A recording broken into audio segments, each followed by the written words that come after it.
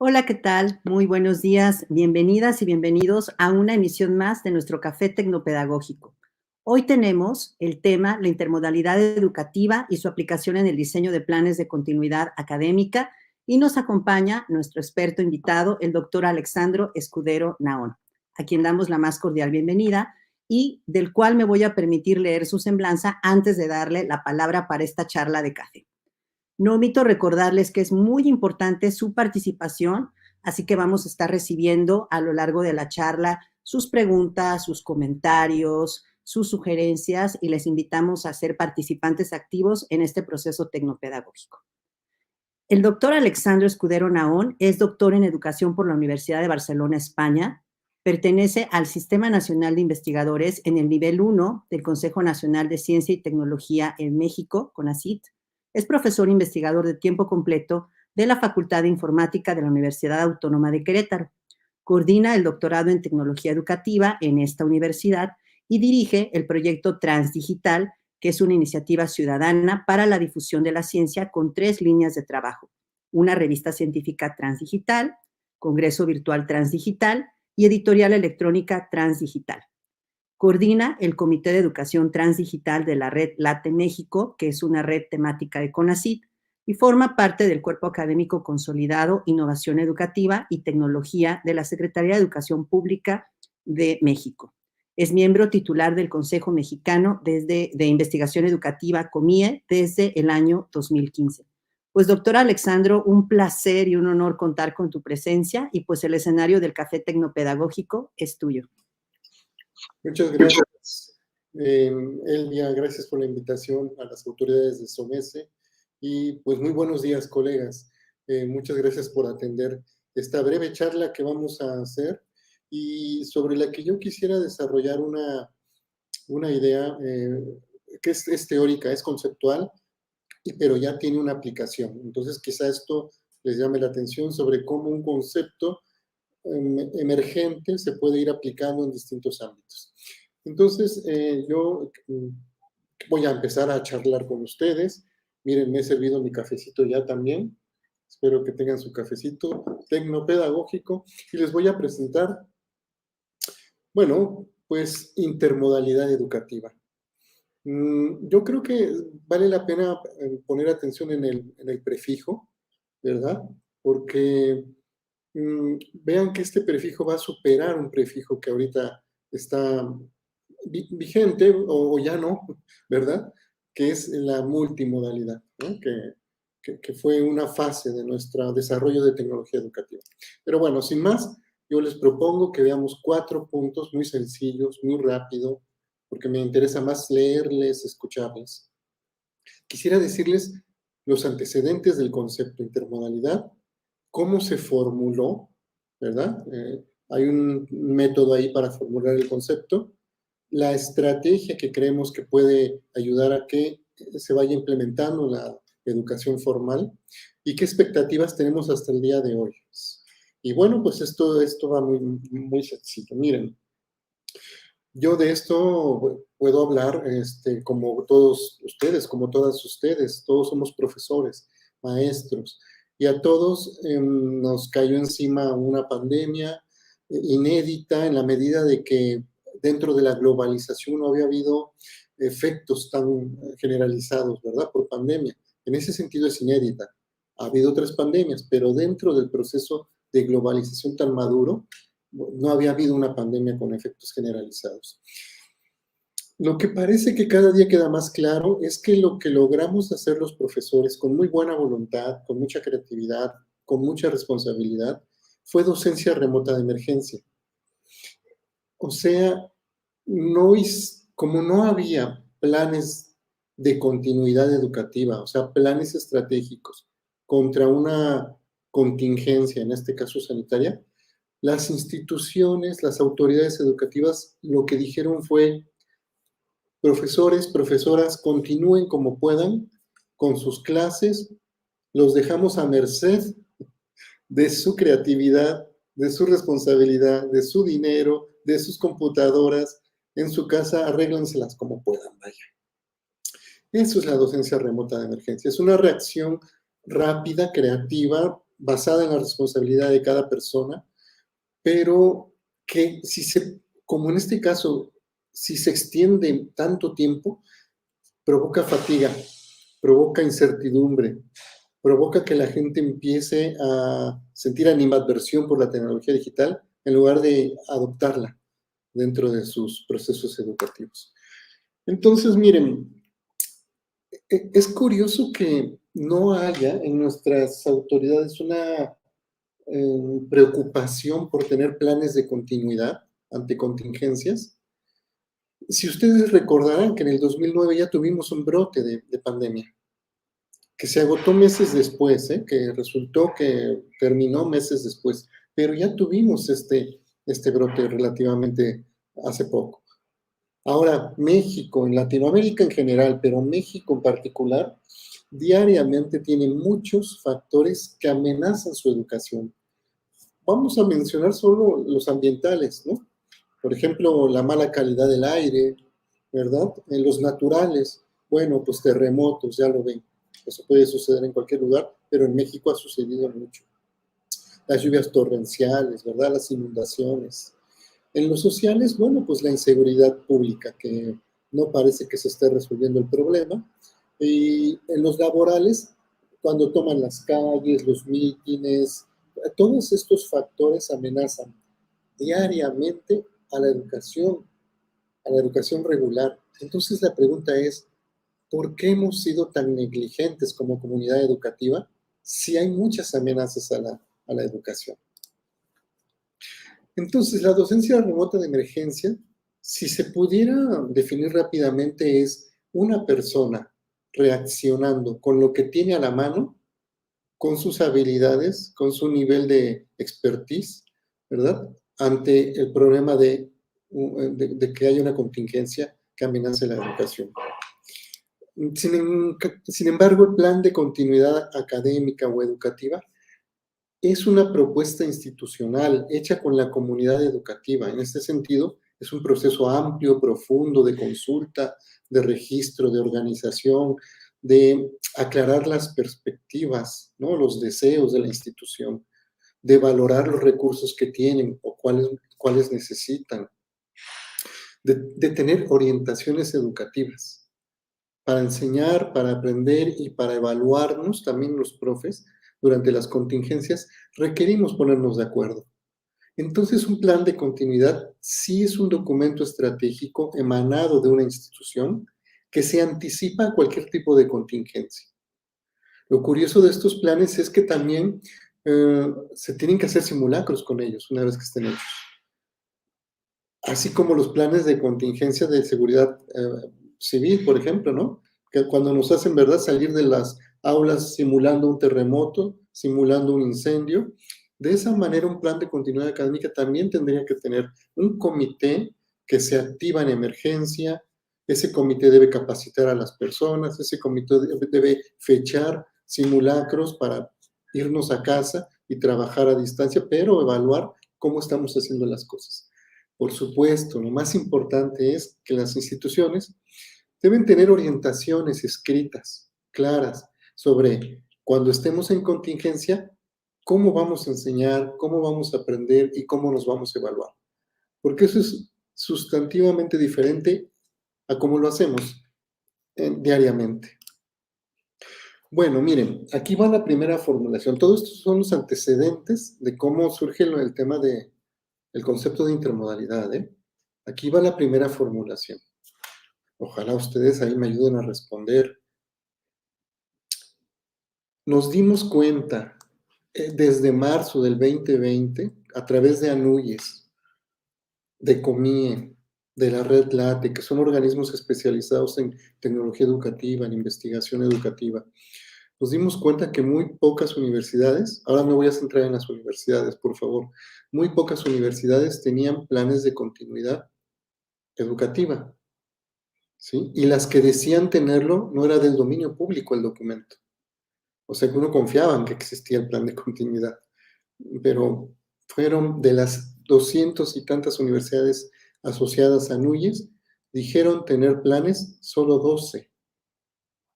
Y de esas, nadie lo tenía en el dominio público, ¿sí? pero sí había muchas modalidades educativas en esas universidades.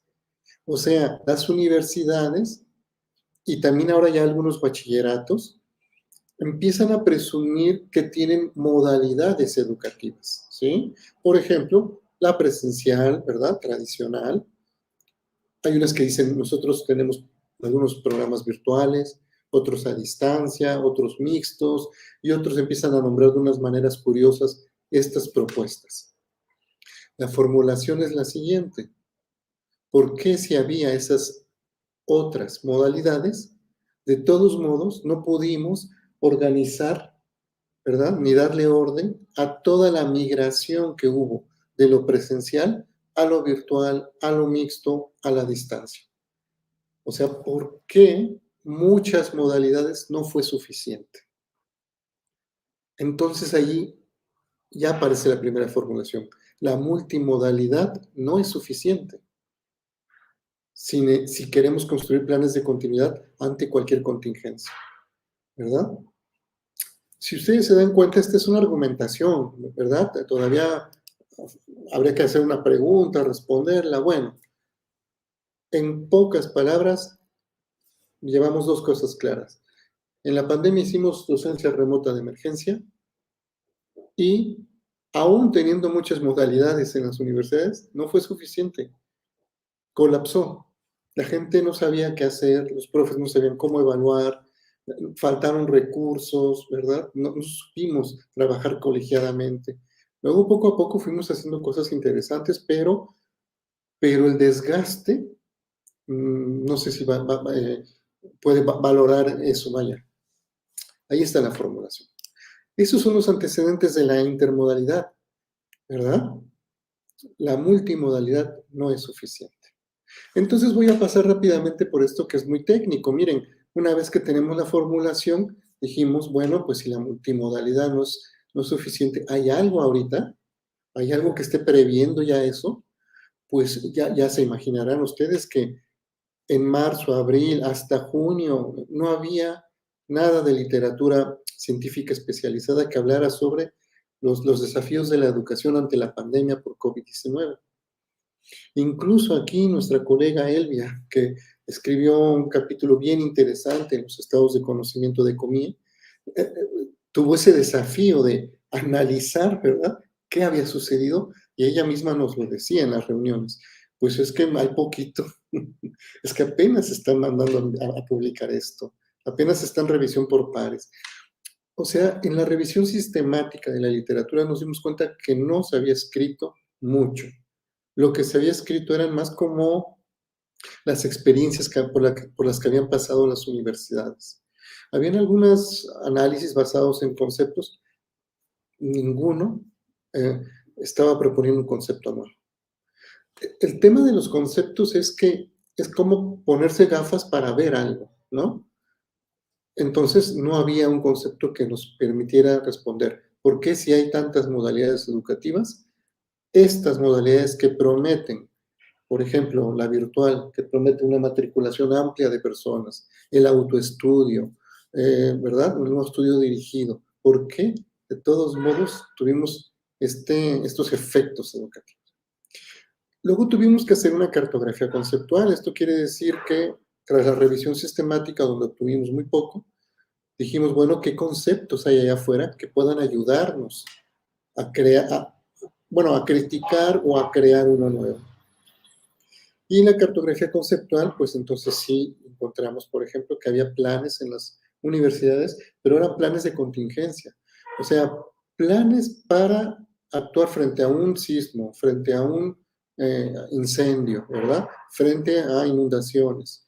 Pero no había nada con orientación educativa específicamente.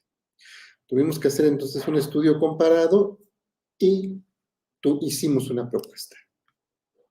Todo esto que les acabo de platicar puede ya ser leído con detenimiento, si ustedes lo deciden, en varios documentos que ya se han publicado. La mayoría de ellos, todos conceptuales, todos de propuesta metodológica, pero ya tenemos uno que ya es un poco más operativo, que se los mostraré ahora más adelante. Bueno, pues esa fue la formulación. Entonces, miren, nos encontramos en la cartografía conceptual algo importante. La cartografía conceptual, como les decía, es como un mapa de conceptos, ¿no? Así como tenemos mapas para saber cómo ir de un lugar a otro, también la cartografía te puede dar un mapa conceptual, o sea, saber cómo ir de un problema hacia una probable solución. Lo que encontramos en la cartografía conceptual fue que en la logística, o sea, en la disciplina de la logística, ya saben, esta ciencia que estudia cómo transportar cosas o personas de un lugar a otro, ahí había un concepto que se llamaba intermodalidad.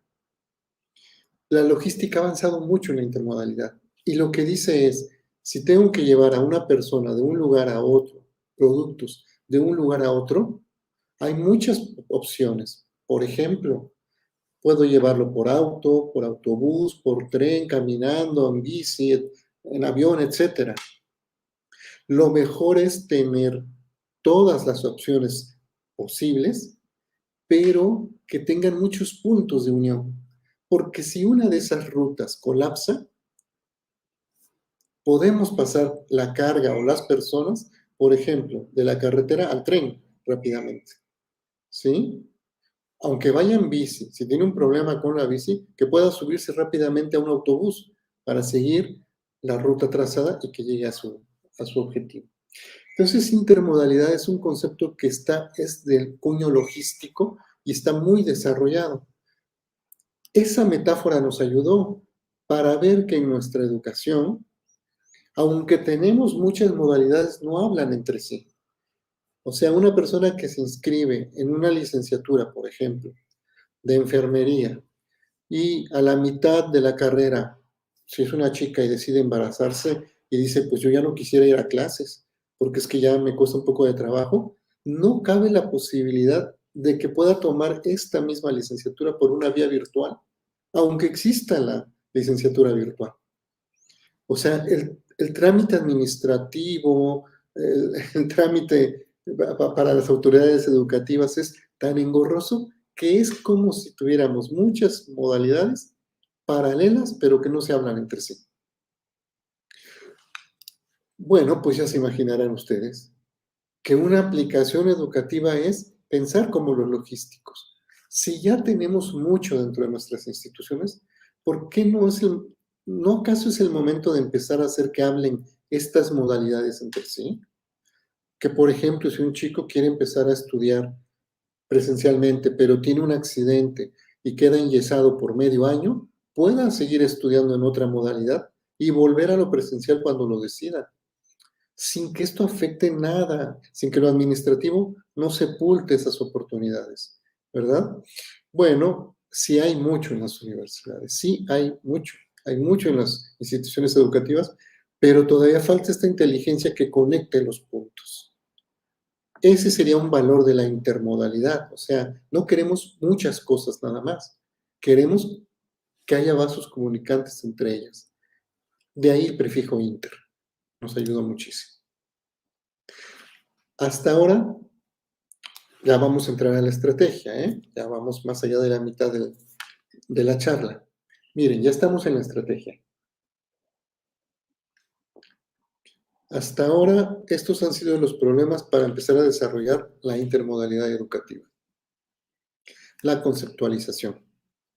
Como ustedes vieron, fue muy deductivo, o sea, fuimos a bases de datos, a conceptos y empezamos a construir el concepto. Pero sabemos que lo deductivo, ese trabajo en gabinete, fue necesario porque no podíamos salir de casa durante la contingencia, pero ahora es momento de revertirlo y hacerlo inductivo, o sea, ver qué está pasando, ir al campo, ¿verdad? Gestión educativa. En gestión educativa, el problema que encontramos para aplicar la intermodalidad es muy semejante, pero muy semejante al problema de la transformación digital. O sea, los estudios de transformación digital que ya llevan bastante tiempo, en México por lo menos 10 años, lo que encuentran es, si bien es cierto que comprar hardware o actualizarlo es importante, antes de eso lo que hay que hacer es unos liderazgos muy inteligentes. O sea, antes de gastar en eso, tecnología, en cables, en hardware, hay que pensar que los liderazgos son más importantes, la gestión educativa. Es algo semejante con la intermodalidad. No es necesario ahorita gastar en nada. Hay que sentar a los grupos tomadores de decisión a que reorganicen sus múltiples modalidades. Reorganizadas con una nueva gestión, entonces sería intermodalidad educativa. Pero sabemos, y este es el desafío mayor, sabemos que la regulación y la normatividad asfixia a la mayoría de las instituciones. Regulación y normatividad, ese es el punto, ¿eh? Ahí es donde estamos por entrar apenas. Bueno, de todos modos tenemos una estrategia, ¿eh? Que somos optimistas. Fíjense que entonces la transformación digital, ¿por qué nos ayuda a pensar lo digital también aquí? Pues porque las modalidades educativas están íntimamente emparentadas con el avance de la tecnología digital. O sea, cuando solo hacíamos la educación presencial en el aula, con conferencias magistrales del profesor, todo eso que tanto criticamos ahora, ¿verdad? Que decimos que ya no hay que usar la memoria, que el profe tome otro lugar simbólico. Eso es propio de la tecnología analógica, ¿sí?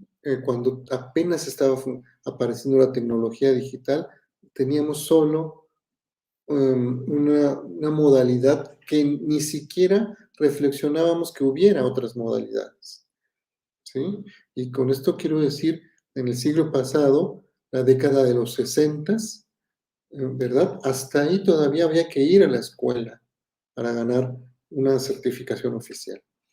Cuando surge la tecnología digital, surge la multimodalidad. O sea, sí está íntimamente emparentada el surgimiento de la tecnología digital con las opciones que la educación formal empieza a ver ahí, ¿sí? Entonces empiezan a usar televisión, radio, ¿verdad? Publicaciones digitales para hacer no solo más rica la educación, sino para incluso imaginar otras modalidades. Entonces, la tecnología digital sí es un factor determinante para pensar en diversas modalidades. Lo que parece que está sucediendo ahora es que el avance de esta tecnología digital, que digamos es el streaming, ¿verdad? Es una convergencia de todo lo que hay, nos está dando la posibilidad de volver a reunirnos, pero ya nos cuesta trabajo decir, si cuando vamos al aula de clases, como nos sentamos, estamos en Internet todos, con dispositivos conectados a Internet, algunos presentando desde la nube, ¿verdad? Sus avances, sus tareas. Ya cuesta trabajo decir, ¿qué es esto? ¿Es presencial pero uso digital? ¿Es digital pero es un encuentro ocasional en el aula? O sea, ya la idea de la modalidad ya cuesta trabajo definirlo. De ahí que el tema de lo mixto empieza a perder sentido, porque todo es mixto ya. ¿Qué podríamos hacer? No sé si valga la pena, pero lo único que podríamos hacer es decir, es más o menos mixto. ¿Es mixto en qué y en qué no? ¿Verdad? Pero es que todo es mixto. O sea, vamos en el autobús escuchando el podcast con la clase del profe, llegamos, nos conectamos a la nube y desde ahí presentamos nuestro PowerPoint. Aquí mismo, miren, algunos en la propia aula se conectan a este tipo de charlas y están viendo a gente de otro lado del mundo. Y entonces, mixto es todo. Por eso ha perdido sentido como categoría de análisis lo mixto. Mejor habría que construir una nueva categoría de análisis que empiece a darnos rumbo de qué tan efectivo o no es una manera de aprender. Creemos que eso es la intermodalidad. ¿Cómo? ¿Cómo nos ayuda la transformación digital? Pues con este cuadrito que está inspirado en un cuadrito de transformación digital. Los que estudian transformación digital dicen, En las instituciones puede haber 4 cuadrantes por lo menos. Abajo, instituciones con poca tecnología digital o mucha tecnología digital, con poca gestión, ¿verdad? Inteligente, o una gestión inteligente, muy buena. Entonces los cuadrantes podrían así ponerse. Hay instituciones con muy buenos equipos de trabajo, con un liderazgo importante, con unas atracciones de ideas, de formulaciones y todo, pero con poca tecnología digital. Bueno, estarán en un tipo de multimodalidad ellos. Nos falta ponerle ahí un adjetivo a ese tipo de multimodalidad. Habrá otras que tienen mucha tecnología, a lo mejor hay muchos recursos, o a lo mejor el equipo técnico es muy bueno, pero con poca gestión. Eso será otro tipo de multimodalidad. Nos falta poner el adjetivo a ese otro tipo de multimodalidad. Pero el ideal, el modelo ideal, el tipo ideal es tecnología suficiente con una buena gestión para no gastar mucho más de lo que tenemos, pero conectar los puntos bien. Eso sería la intermodalidad. Entonces ahí está el tipo ideal, ¿verdad? El desafío de la transformación digital es que antes de gastar en renovar artefactos, hay que renovar a los equipos tomadores de decisión. Y no quiere decir desplazar a la gente, ¿eh? Quiere decir renovar la manera en que se piensa el problema. Es más, es bueno decirle a sus equipos, va a haber continuidad. O sea, tú estarás aquí, pero comprométete a mejorar la institución. Así dejamos tranquila a la gente y parece que es la manera mejor de empezar.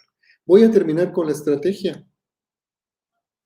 Miren, que hemos visto que funciona. Las instituciones educativas son verticales. Ya, no nos cae bien la idea, vale, no importa. Lo bueno de que, aunque nos caiga mal la idea de que es vertical la educación formal, lo bueno es que entonces podemos operar sobre esa verticalidad. Y miren cómo podría ser. Si en todas las instituciones educativas hay un primer nivel con poquitas personas, con una orientación muy política, más que académica, más que educativa, más política, pero estas personas motivan y dirigen el cambio institucional, a estas personas hay que influirles de una manera distinta al nivel número 2, que es este grupo de personas intelectual, orgánica, académica, con orientación educativa, porque este nivel 2 planea y diseña el cambio. Pero no puede planear y diseñar nada que antes no haya sido motivado y dirigido. Vean cómo esta verticalidad sí nos ayuda a actuar rápidamente. Hay que tratar de una manera distinta al nivel 1, del nivel 2, y cuando este nivel 2 planea y diseña, la verdad es que necesita ayuda de un nivel 3 para aplicar instrumentos, recabar datos, organizar los resultados, evaluar, o sea, generar indicadores de avance. Ese nivel 3, que tiene otra orientación, mucho más procedimental, también puede ser influido de una manera distinta. Y casi todas las universidades, instituciones educativas tenemos un cuarto nivel, que es un nivel que nos asiste, que nos apoya, ¿verdad? Que es la gente que está diariamente en contacto con el servicio educativo, con el servicio escolar, secretarias, auxiliares. Ese nivel también puede ser influido de otra manera distinta. Entonces la propuesta es, desde el punto de vista institucional, no personal, institucional, o sea, las facultades que tenemos dentro de una institución, podemos dividir los niveles y podemos influir de manera distinta a cada nivel. ¿Cómo? La manera que hemos encontrado más amable, justo es con la educación, justo es con a lo que nos dedicamos, que eso es un proceso amable, humano. Entonces, empieza así, convence, aquí tenemos a los liderazgos ya en acción, convence al nivel 1 que se siente, ¿verdad? Directores generales directores de área. Convence a ese nivel 1 que se siente 30 minutos, no más, porque no tienen tiempo. Su orientación es política. Convéncelos de sentarlos un momentito, lleva a dos, una autora y un autor especializados en intermodalidad educativa y diles, ¿por qué vale la pena política, económica, institucionalmente y educativamente tener intermodalidad en tu institución? Vean ahí la raja política, la raja institucional. Ya está.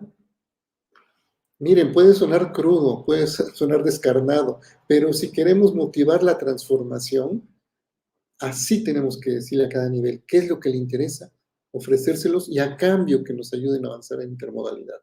Nivel 2. Suele pasar esto. Si logras motivar al nivel 1, ahí mismo el nivel 1 llama al nivel 2 y les dice, te vas a poner a trabajar en esto, por favor. ¿Sí? Y te preguntan, ¿qué es lo que tiene que hacer mi nivel 2? A ver. Y entonces ahí les dices, pues planear y diseñar el cambio. Eso ya no son 30 minutos, ¿eh? Eso ya son 120 horas. O sea, hay que pensar el concepto, hay que pensar el método del cambio, hay que pensar cómo, a dónde queremos llegar. Eso ya son módulos de un diplomado, pero lo bueno es que le ofreces al nivel 2 una certificación en esto. El nivel 2 es feliz, siendo cada vez más cualificado, más certificado, más importante en la institución desde el punto de vista académico y educativo. Entonces vean cómo le vamos dando a cada nivel lo que le gusta, lo que requiere, y vamos obteniendo de cada nivel lo que necesitamos para la transformación. En el diplomado, que se toca de una manera muy formal, presentan su tarea final estos profesores, estas profesoras, ahí lo que nos dan es política pública para la intermodalidad. O sea, ¿qué se va a hacer? ¿Por qué se va a hacer eso? ¿Con qué dinero? ¿Con qué personal? ¿Cuándo? ¿Cómo? Eso es política pública educativa. Si ustedes en el diplomado tienen de la institución 15, 20 personas, ya tienen por lo menos 15, 20 políticas públicas surgidas de ellos. No vino de Marte esto, surgió de ahí, de la institución, y esa institución lo empieza a aplicar. ¿Cómo se aplica? Pues justo en el último día del diplomado, el nivel 2 llama al nivel 3. Y les dice, se van a hacer una serie de cursos para capacitarles en este nuevo concepto, en este nuevo método, con estos nuevos indicadores. Así que a ustedes les toca en sus cursos, nivel 3, generar instrumentos. Y esos son los cursos, ¿sí? Sumamente prácticos, cortitos, ya lo saben, 25 horas, 20 horas. Los cursos que acepte su institución para que les den su certificado que les gusta, eso al nivel 3 y que lo necesitan. Y finalmente, cuando ya tienen voluntad política en el nivel 1, claridad conceptual y metodológica en el nivel 2, instrumentos e indicadores de evaluación del nivel 3, llamas a toda la institución y de manera muy ufana les dices, estamos en una institución nueva. Le informas a todos, al nivel 4 y a todos los demás. Les dicen, ustedes trabajan en una institución nueva porque miren la transformación que hicimos. Eso es una conferencia. Son otra vez 30, 40 minutos, pero para todos. Ese es un movimiento político. Miren cómo empezó, ¿verdad? Al primero un simposio, al final una conferencia. El primero exclusivo, el cuarto para nivel 4 es abierto a todos, a la prensa sobre todo. Hay que tocar a la prensa, ¿sabes? Bueno, pues esa es la estrategia. ¿Cómo va? Pues tiene que ir así. Nivel 1 son ellos los que afectan la regulación y la normatividad. ¿Se acuerdan que ese era uno de nuestros desafíos, no? ¿Cómo movemos la regulación y la normatividad? Pues es que son ellos el nivel 1. Si tienen voluntad, quienes lo van a hacer. ¿Cómo afectamos las políticas con el nivel 2? ¿Cómo afectamos los procedimientos con el nivel 3? ¿Cómo hacemos un nuevo tipo de asistencia para nuestros estudiantes con el nivel 4? Bueno, pues hasta ahora, ¿cómo va? Pues ya tenemos un manualito que se llama Diseño de Planes de Continuidad Educativa, que trata de explicar la estrategia, ¿no? Porque eso es algo relativamente nuevo, pero ya tenemos la parte conceptual y metodológica aquí un poquito más desarrollada que lo que he dicho, ¿verdad? Y esperamos que en este año 2023 tengamos avance con la red LATE y con la sociedad civil transdigital para seguir aplicando, obteniendo datos y mostrándoles a ustedes con gusto cómo va la aplicación de este nuevo concepto. Pues, colegas, muchas gracias. Yo lo quería platicar esto en 30 minutitos. Elvia, pues, quedo aquí a tu disposición. No, pues muchas gracias a ti, Alejandro, Alexandro, por esta charla breve, pero muy sustanciosa. Y creo que aquí tenemos varias reflexiones que voy a compartir contigo y voy a aprovechar para conectarlas con algunas ideas que salen de estos planteamientos que nos haces. Aprovechar también para recordarles a los colegas que nos están sintonizando que se ha compartido el libro Modelo de Continuidad de Servicios Educativos ante un contexto de emergencia y sus etapas de crisis, que es precisamente al que nos invita el doctor Alexandro a revisar con mayor profundidad. Está compartido en el chat para que ustedes lo puedan descargar y siempre se agradecen estos libros que son abiertos, ¿no? Para que nosotros podamos empaparnos y ser más proactivos en este aspecto. Entonces, Verónica García comenta, dice, es preocupante que la complejidad administrativa de las instituciones educativas, así también como las malas prácticas docentes que se trasladan a los programas virtuales.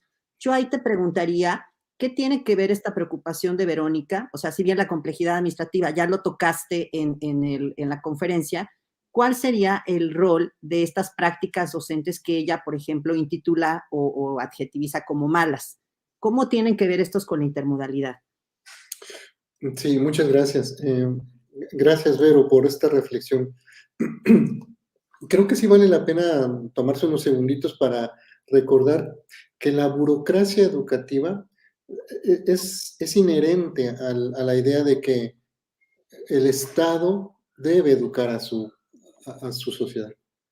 O sea, sí hay que tener siempre en cuenta que la educación moderna, cuando en el siglo XVI, XVII, que empieza este movimiento, ¿verdad? El pensamiento positivista, el enciclopedismo, la caída de las monarquías, el surgimiento de la democracia, ahí las instituciones surgen diciendo ufanamente, nosotros vamos a educar, las familias no, las iglesias no, los clubs no, o sea, esta manera ufana de ver que es el Estado el que tiene la única capacidad formal de certificar la educación de las personas, ahí empieza una manera curiosa de entender la educación. El lado más indeseable de eso, Vero, es la burocracia. Pero eso no solo pasó en la educación, pasa en la salud. O sea, el hecho que el Estado diga, yo te curo, lo que tú hagas con tus tecitos, con tu familia, con tu comunidad, eso no, mira, tienes que entrar al sistema de salud, ¿verdad? Vean cómo el Estado lo que hace es mete en sistemas a las personas. Bueno, pues todo eso es burocracia, ¿sí? Salud, educación, protección, en fin, todo. Entonces, ¿sabes qué, Vero? Podríamos quejarnos, y tenemos mucho de qué quejarnos, pero tendríamos que superarlo porque es que es inherente al sistema educativo la burocracia. Eso es inherente. Habría que superarlo, ya admitirlo, ¿sale? Bueno, es cansado, pero hay que pasar por ahí siempre. Ahora, las malas prácticas que están pasando de las modalidades tradicionales a las virtuales, quizá, no tengo detalles, Vero, pero quizá lo que quieres decir están siendo un poco ineficientes porque justo el vicio que hemos detectado es que queremos entender lo virtual como como una transposición de lo presencial. O sea, a los alumnos les damos horarios de clase para estar en Zoom. Si nuestra clase duraba 2 horas presencial, los queremos tener 2 horas frente a la computadora. Algunos hemos sabido, algunos hasta los obligamos a ponerse su uniforme para estar en la computadora. Algunos les exigimos que tengan prendidas las cámaras. Están en su casa, ¿eh?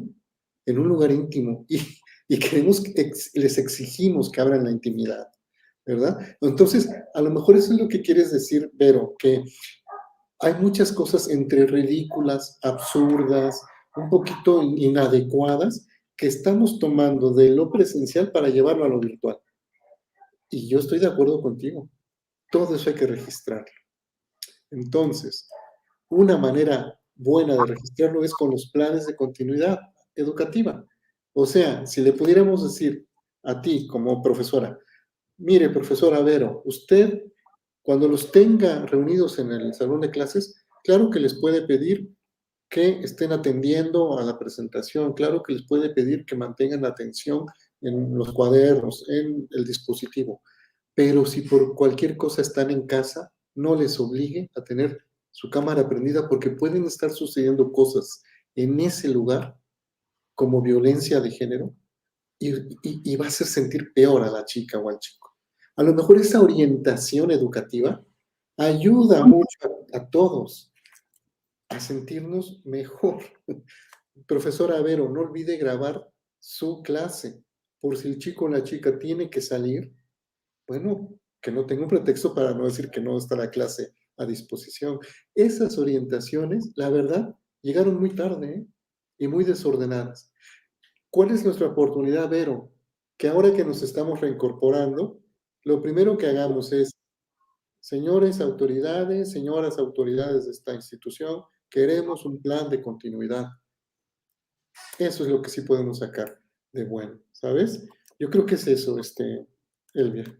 No, pues muchas gracias. Y sobre todo recuperar este sentido de sí estamos ya en otra etapa, en otro proceso, no podemos regresar a lo de antes y podemos caer de nuevo en emergencia, no necesariamente por pandemias, por todo lo que nos has dicho, y necesitamos fortalecer esa política educativa interna dentro de nuestras instituciones. Y en ese sentido, Alexa Rosano, desde Facebook, te plantea algo bien interesante relacionado con las escuelas normales. Dice aquí Alexa, las escuelas normales, con los nuevos planes de estudio 2022, ya se habla de modalidad híbrida por alguna contingencia, pero aún no existe una reestructura normativa. ¿Cómo entraría la intermodalidad en las escuelas normales? No, pues mira, fíjate, ahí hay otra oportunidad de aplicación, porque yo me he referido en abstracto, ¿verdad?, a las instituciones, pero cuando uno empieza a ver las situaciones concretas, pues yo creo que el modelo funciona igual, Alexa. Yo creo que hay que pensar tu institución como una pirámide.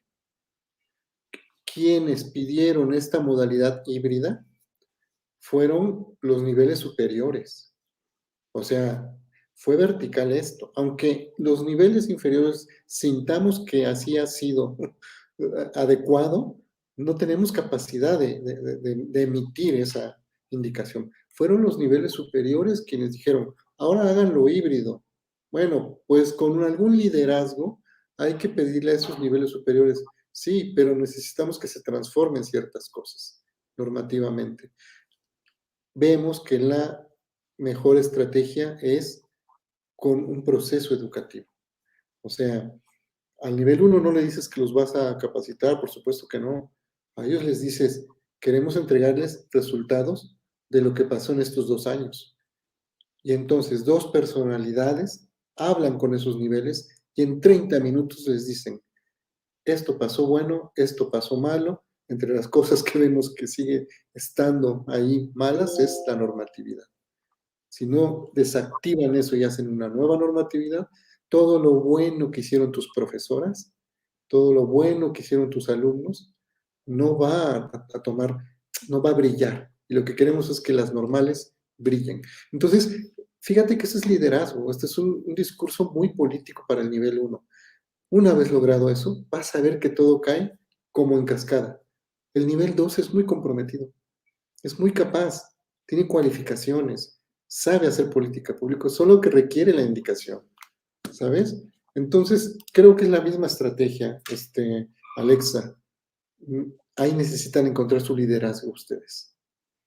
Sí, y fíjate que ahí, bueno, sí, Alexa nos aclara, sí, las escuelas normales son instituciones de educación superior, pero cuando yo me refiero a sus particularidades es porque ellas son formadoras de docentes que van a estar en todos los niveles educativos del nivel básico, perdón, en todos los escaños de nivel básico, y ahí puede haber una transformación bastante interesante Ujú. en esta cuestión sí, de lo híbrido, pero también de la intermodalidad.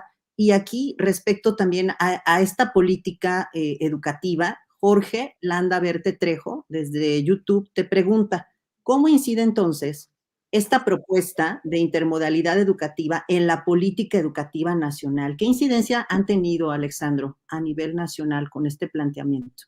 Sí, gracias, Jorge. Pues mira, no hemos tenido mucha incidencia en ese nivel, ¿eh? Porque tú piensas que acaba de terminar oficialmente el periodo crítico de la pandemia. Estamos apenas volviendo a clases, volviendo a las instituciones.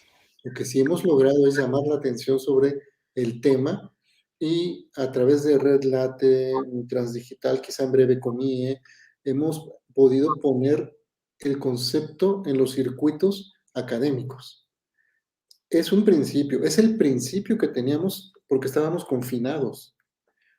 Es el principio que vimos. O sea, poner el tema, empezar a desarrollarlo, que se critique. Ese es hasta ahorita lo que hemos logrado. Ahora, necesitamos, pues sí, generar una línea de investigación, obtener recursos, CONACYT, supongo, y empezar a trabajar sobre esta estrategia para decir, aquí está la nueva política, la nueva normatividad, estas aplicaciones. Las publicaciones, en algún sentido, ya empiezan a hacer eso, ¿verdad? Porque ya tenemos algo que mostrar y que sea criticable.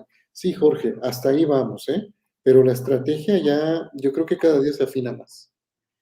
Sí, y en ese sentido, creo que también ahí cabe mucho destacar, pues, esta labor que se ha estado haciendo de manera constante con estas perspectivas de publicar, pues sí, el libro, pero también tener estos canales de difusión para poder conectar con autoridades educativas, ¿no? Que también es un aspecto estratégico, es la primera parte de la pirámide a la que nos Ujú. hace esa alusión.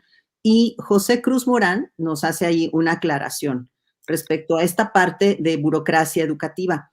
Cuando se está planteando esto de las políticas educativas, dice José Cruz, no confundir burocracia educativa con la rectoría del Estado en cuanto a la educación. ¿Cómo podemos aprovechar esa rectoría del Estado en cuanto a la educación para fortalecer esta perspectiva de intermodalidad e incluso incorporar esta otra que tienes que es bastante interesante, esto de lo transdigital también, Alexandro? Sí, creo que tiene mucha razón, José. De repente, pues vamos diciendo, dije, ¿no? Algo muy burdo. O sea, lo dije burdo, pues para pasar por el tema de que es el Estado el que tiene la rectoría, lo dices muy bien, José, y quien nos certifica, ¿verdad? Es quien detenta ahorita la facultad de certificar nuestro aprendizaje formal. ¿Mm? ¿De qué se vale? Pues de muchos mecanismos. Entre ellos, el indeseable es la burocracia. O sea, es el que de manera genérica, nos fatiga, ¿sí? Bueno, pero es necesario. Eso también es cierto, es necesario pasar por ahí. Entonces, nosotros somos los primeros que en el nivel de la estrategia admitimos que el Estado detenta esta facultad, que las instituciones están eh, formadas de manera vertical, que esa verticalidad toma la forma de una pirámide, ¿sí? Somos los primeros que lo admitimos, pero no nos gusta o si nos gusta, no lo sé, ese es otro tema.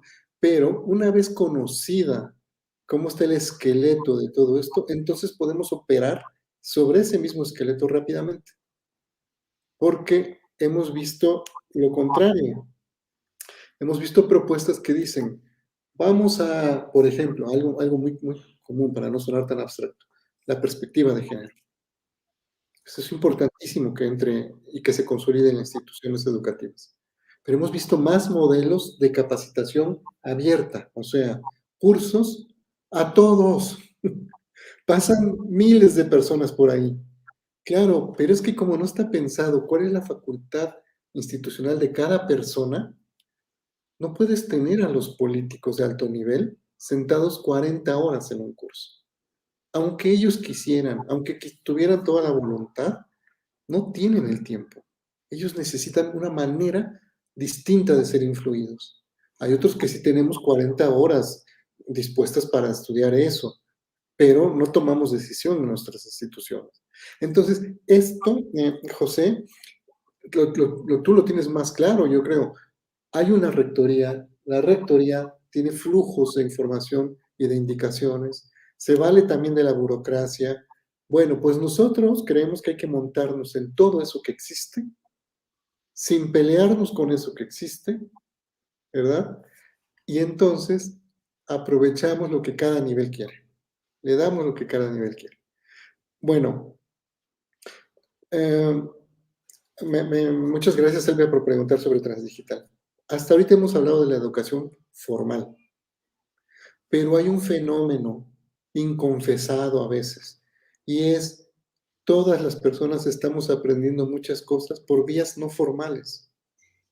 Este fenómeno también entra en los salones de clase. ¿Qué creemos que está pasando ahí? Pues miren, con la pandemia se destruyó el mito de que la tecnología digital era mejor por sí misma que cualquier otro tipo de tecnología para la educación. ¿Por qué? Porque nos dimos cuenta de que sigue habiendo una brecha importante para que mucha gente acceda a la tecnología digital. Entonces encontramos muchas anécdotas, muchas experiencias de profesoras y profesores bien comprometidos que volvían a los manuales, al libro, al cuaderno, al lápiz, a la pluma, que llevaban hasta las casas de sus alumnos estos manuales de ejercicios, se los dejaban ahí en el periodo de confinamiento. Entonces dijimos, la tecnología digital sí ayuda a veces, pero la tecnología analógica también. Y a veces la falta de tecnología también ayuda a aprender. Hay que volver a refuncionalizar en la educación no formal qué tipo de tecnología educativa queremos. Entonces así surge Transdigital, que es trascender lo digital, o sea, admitirlo, pero también admitir que en periodos como la pandemia, eh, volvimos al papel, volvimos a la pluma. Seguro Elvia y yo no lo tuvimos difícil porque así estudiamos nuestros bachilleratos. No, la tecnología digital no nos permeó en la formación primera. Entonces, Transdigital es una recuperación de las tecnologías analógicas y de la falta de tecnología en los procesos educativos que se alumbró con la pandemia, pero que la verdad que mucha gente lo sigue haciendo así. Entonces, lo único que queremos es, en ese sentido, en el no formal, registrar, ordenar qué está pasando. Y creemos que es un fenómeno ya transdigital. Sí, y fíjate que en este punto de trascender a lo digital y reconfigurar esta conceptualización que tenemos sobre las tecnologías, Heidi Cruz, desde Facebook, estudiante de Ciencias de la Educación, dice, muy interesante el tema en la renovación digital para la educación. Bueno, ella toca esto de la renovación digital.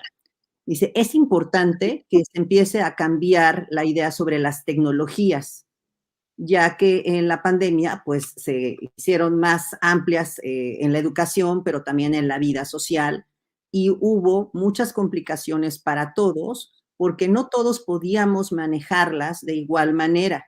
Entonces, esta cuestión trae mucho a colación la brecha digital. ¿Cómo incide la brecha digital en este planteamiento de la intermodalidad? ¿Ayuda a atenuar esa brecha? ¿Cuál es la visión de la intermodalidad para las instituciones en ese aspecto? Claro, ese es un punto. Eli, ¿verdad? Creo que se llama. Heidi, Heidi. Heidi, Heidi, pues es que yo creo que diste en un punto medular. Si de algo nos dimos cuenta, es de que no tenemos diagnóstico de nuestra comunidad educativa. No tenemos diagnóstico sobre sus habilidades con la tecnología.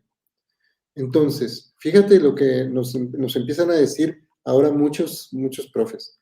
A la hora de inscribirse o de admitir a alguien nuevo en la comunidad educativa, deberíamos aplicar una encuesta un instrumento muy rápido, sobre cuál es el nivel de su expertise con la tecnología digital. Algo muy rápido. Instrumentos sobran. Ahorita no. Si uno entra a cualquier base de datos científicas, vaya que hay instrumentos para eso. O adecuarlo a nuestra institución, uno muy sencillo, pero que esta persona que entra a la comunidad educativa de inmediato sea diagnosticada sobre qué necesita, tome esas capacitaciones de inmediato, ¿verdad? Demuestre que está cumpliendo con su responsabilidad de pertenecer a una comunidad educativa intermodal, o sea, a una comunidad que si es necesario cerrar las aulas, ella va a poder cumplir su función de todos modos por otras vías. Fíjate, eso no se nos había ocurrido. Eso es una política pública educativa. O sea, tu ingreso tiene que demostrar que eres una persona con un perfil intermodal, que quiere decir trabajar con distintos escenarios, pero no lo hace solo. La institución te debe proveer de algo. ¿Qué? Ahí lo tiene que escribir la institución en su plan. Cuando entre, así le ayudaremos.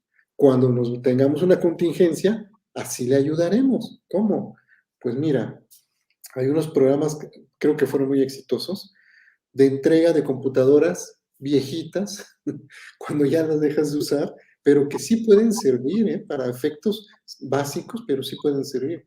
Pues este departamento puede, en contingencia, hacer llegar hardware a las casas de la comunidad educativa, de los miembros de la comunidad educativa, según lo que tengan que hacer, préstamos, intercambios, ayuda, todo eso que se les ocurra, Heidi, todo eso puede ser descrito en el proceso educativo que he mencionado, ¿verdad?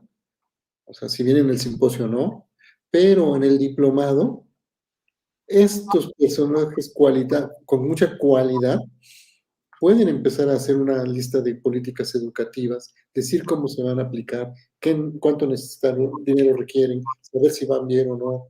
Y luego el nivel 3, a decir con el procedimiento, cómo se va a aplicar. Todo eso, Heidi, tiene que hacerlo en la institución, porque es que hay unas que tienen más o menos hardware, otras más o menos software, otras más o menos técnicos. Cada institución lo debe decidir. Y fíjate que ahí, Alejandro, también viene esta brecha, o sea, algo de lo que me encanta de la propuesta de la intermodalidad es que sí, la trabajas a nivel institucional, pero no olvidas a las personas. Creo que fue algo que yo comenté cuando tuve la oportunidad de presentar alguno de tus libros. Y esta parte de las personas es bastante importante, visualizar esto que tú llamas este liderazgo, ¿no? Este liderazgo académico, esta apertura de pensamiento. Y yo ahí te preguntaría, ¿cómo lidiar con estas brechas paradigmáticas? Entendiendo como brecha paradigmática esos sesgos que hay en quienes toman las decisiones en las cúpulas y quienes estamos en la parte media o baja para concretar esas decisiones. Un ejemplo que te puedo poner es que parte de los retrocesos que hemos tenido en este regreso es que de repente se volvieron a prohibir los teléfonos móviles cuando, pues si ya la pandemia nos dejó claro que son instrumentos y dispositivos que pueden ser un primer elemento de comunicación, pues no hemos atendido el proceso de formación y seguimos prohibiéndolos en lugar de empezar a trabajar y educar con ellos.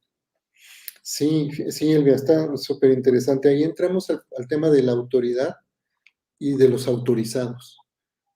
Un efecto también indeseable, José, a ver si opina lo mismo, un efecto indeseable también de esta rectoría del Estado, o sea, de eso de detentar, ¿verdad?, las vías por las que se va a educar y certificar lo aprendido, es que los organigramas 11 horas. No siempre están ocupados por personas autorizadas.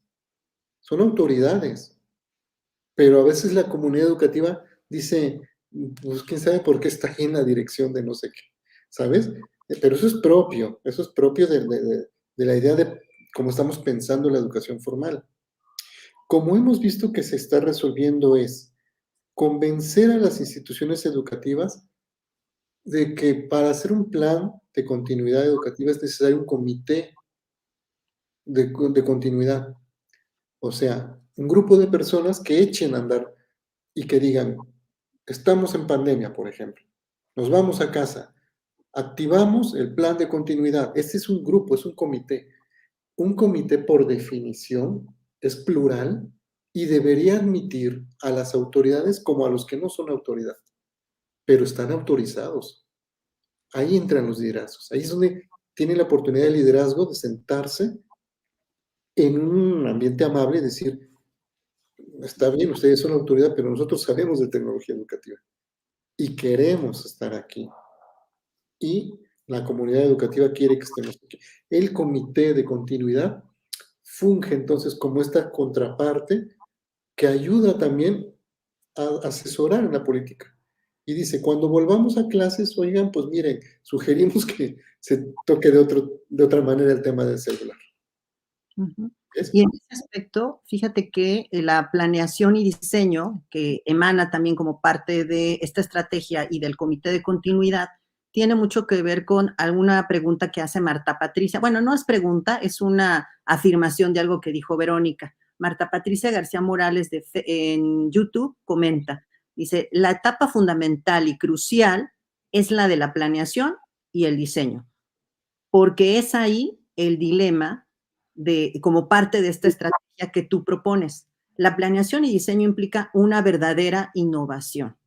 Entonces, no sé si quieres comentar algo al respecto y cómo entraríamos ahí los docentes. Si bien nos queda claro que la parte de las políticas educativas no es la nuestra es un poquito más operativa, ¿cómo entramos ahí? ¿Cómo podemos participar?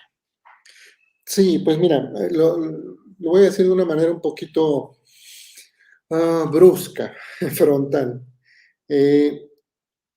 Hemos visto, hemos escuchado el discurso de que no debiera ser nuestra estrategia tan vertical, que debería ser un proceso un poco más amplio, donde se invitara a toda la comunidad educativa a proponer, ¿verdad? Estos cambios, esta transformación de la intermodalidad.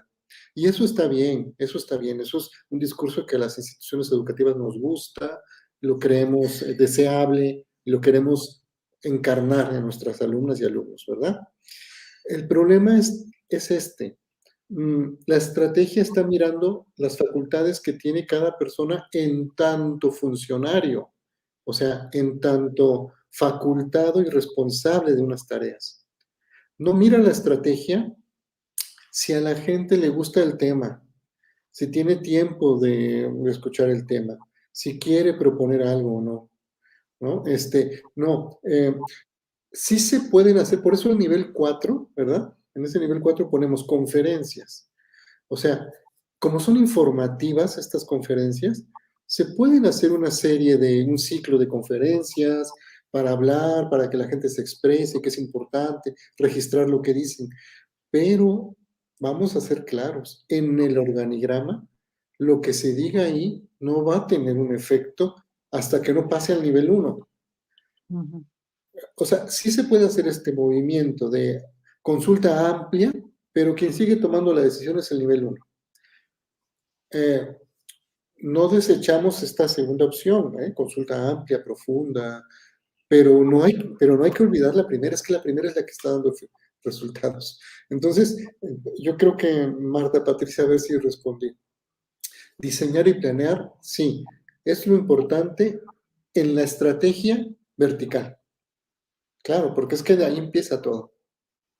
En la otra estrategia, más amplia, más profunda, de consulta, quizá no sea importante porque es que hemos visto que ni llegan a eso. O sea, llegan a una serie de propuestas, a grabar, a registrar los foros y todo, pero luego, ¿quién se va a sentar ahí a hacer política pública? ¿No? Tienes que pasarlo eso por la estrategia vertical para que se cocine como se cocina la política pública, ¿sí? Entonces, somos bien intencionados, creemos que todos tenemos ganas de decir cosas, todo, pero a la hora de hacer, ya no todos hacen, ¿eh? Uh-huh. Sí, suele pasar. Uh-huh. Pero bueno, la idea también de difundir esto con los colegas estudiantes y colegas docentes que se conectan, lamentablemente no tenemos registro de alguna autoridad educativa que se conecte, pero pues afortunadamente quedan grabados estos cafés para que pues se puedan consultar y se puedan difundir. pues la idea también es que se lleven el conocimiento de que existen planteamientos a nivel nacional, ¿sí? Que no estamos adaptando nada de otro país, sino que surge de las necesidades y de las condiciones de nuestro país y de los estudiosos de nuestro país, y pues podemos nosotros también proponerlo, tener abiertos esos espacios de foros y decir, miren, existe esta política de intermodalidad, existe este planteamiento de lo transdigital y cómo lo podemos subir a los otros niveles, pero hablarlo. Eso creo que es algo importante, colegas. Dos intervenciones más. Alexandra, ahora sí que abusando un poquito de tu tiempo, pero es que está súper interesante el tema. Sí. Jorge te plantea, dice, lo transdigital me recuerda el modelo emergente que propone Bonaventura de Sousa y la transdisciplina que proponen intelectuales como Edgar Morán. ¿Qué piensas al respecto? Hablando de lo transdigital. Sí, sí, claro que sí, Jorge. Mira, lo transdigital no surge en el vacío, o sea, están dentro del concierto de propuestas eh, que evidencian una fatiga del modelo moderno, ¿no? O sea, de eso de hacer compartimentos, de organizar todo. También la educación, hay una fatiga ahí, porque es que queremos decirle a nuestras alumnas y alumnos, cuando tengan problemas hay que echar mano de todo, no solo o sea, un problema de caries no solo es un problema de caries, es un problema de alimentación, de hábitos, de bienestar, de objetivos. Entonces, en la vida cotidiana las personas tenemos que echar mano de todo, atravesar todos, pensar en ¿no? Disciplinariedad. En la educación lo mismo, o sea, hay que empezar a aprender a resolver problemas, los personales en principio, luego los de mi familia, luego los del grupo, luego los de las instituciones.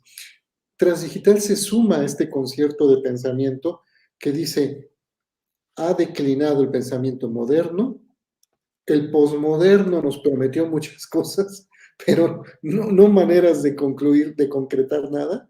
Entonces, ¿en dónde estamos? En una suerte de se vale todo otra vez, pensemos todo otra vez. ¿Mm? Y entonces sí, los autores que mencionas, exactamente, yo creo que ellos lo hacen bueno, pues desde el punto de vista epistemológico, ¿verdad? Y dicen, bueno, pues haber pensado el conocimiento tiene unas coordenadas ahí históricas. Aquí Transdigital lo que dice es, haber pensado que la tecnología digital era por sí mismo buena, ya nos ha demostrado desde hace 10 años que a veces distrae a las personas, que a veces les meten problemas más en el Internet, en el ciberespacio, más difíciles que de su vida física presencial, ¿verdad? Que está tan desorganizada la información ahí que tienen dificultades para seguir un método de aprendizaje, de estudio. Entonces, por sí mismo, lo digital no es ni bueno ni malo. Será bueno y malo cuando eche mano de lo analógico, de la idea de que a veces no se necesita lo digital y de una buena conducción en todo esto. Entonces, es exacto, se suma al concierto de este pensamiento, Jorge. Sí, el pensamiento complejo y también este pensamiento crítico que hasta cierto punto nos obliga tal vez a ir viendo los matices, ¿no? A lo mejor ya no a polarizar tanto, a decir esto está bien, esto está mal, esto sí, esto no, sino empezar a ver estas luces y estos puntos medios. Y cerramos con José Cruz Morán, que plantea, la intermodalidad debe de incidir en el Estado para que la educación pública tenga injerencia con las nuevas generaciones de docentes, algo que planteamos con las escuelas normales, especialistas de la tecnología informática y no solo políticos. ¿Qué opinas al respecto para ir cerrando esta parte de nuestra charla? Oye, pues es que José, te vamos a robar tu párrafo, es que justo concluye muy bien, ¿no? Gracias, José Cruz. Yo creo que, mira, así podría terminar la charla, contigo y no conmigo, porque es que creo que lo resumiste muy bien. Si bien tenemos el acento en la institución educativa, porque ya tiene muchas modalidades, pero no hace que conecten entre ellas, si bien ese es el desafío, si lo logra una institución, claro que va a afectar las maneras de organizarnos, de pensarnos, de ser comunidad. efectivamente, Elvia.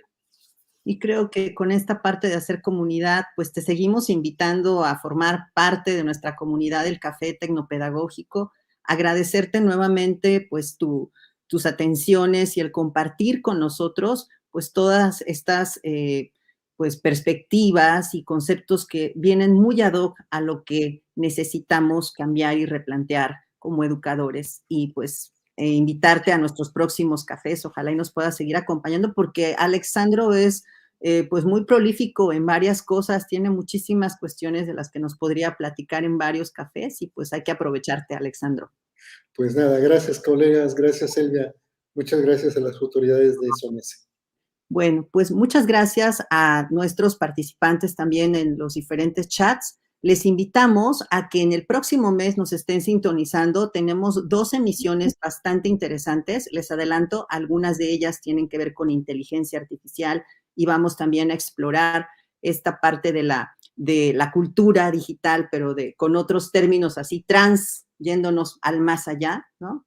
Y viendo esta perspectiva compleja de nuestra relación con las tecnologías.